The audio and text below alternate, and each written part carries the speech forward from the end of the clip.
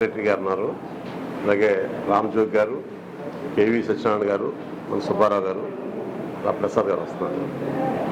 ఈరోజు press meet ముఖ్య ఉద్దేశం ఏంటంటే,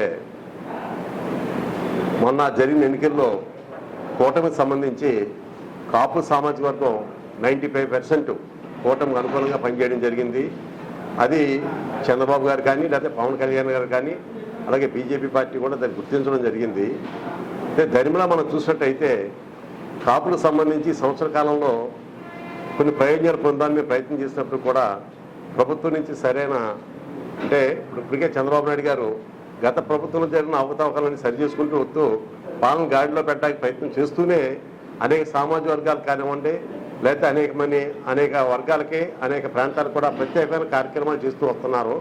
దాంతోపాటు కాపులు కూడా సమృద్ధి స్థానం కల్పించమని చెప్పడం కోసం చంద్రబాబు నాయుడు గారికి మా కాపు అభివృద్ధి సంక్షేమ సంఘం తరఫున ఒక లెటర్ రాయడం జరిగింది.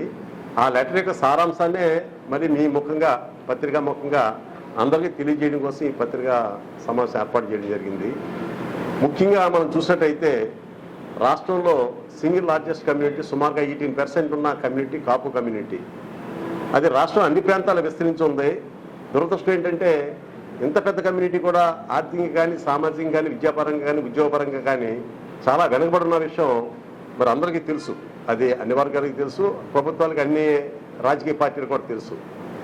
అలాగే ఇప్పుడు మనకి సంబంధించి ఏదైతే గతంలో చంద్రబాబు నాయుడు గారు 14-19 మధ్యలో వారి సీఎంగా ఉన్నప్పుడు అప్పట్లో జరిగిన ఉద్యమ ఫలితం కానివ్వండి, చంద్రబాబు నాయుడు గారు పెద్ద మనసుతోటి కాపు కార్పొరేషన్ ఏర్పాటు చేయడంలో, దాంతోపాటు అందులో అనేక రాయితీలతోటి కాపులుగా అభివృద్ధి కోసం అనేక కార్యక్రమాలు చేపట్టడం జరిగింది.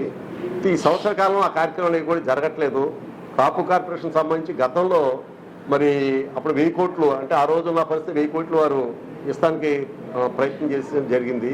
ఇప్పుడు మేము కోరుతున్నామంటే ఇప్పుడు 2025-26 బడ్జెట్లో అంటే మేము చంద్రబాబు నాయుడు గారిని మీ గౌరవ ముఖ్యమంత్రి గారిని మీ ద్వారా మేము కోరేది ఏంటంటే, ఈ రోజుని అన్ని రకాలుగా వెనబడిన కాపులు అంటే చంద్రబాబు నాయుడు గారు కొన్ని ప్రత్యేక కార్యక్రమాలు తీసుకున్నారు ఈసారి.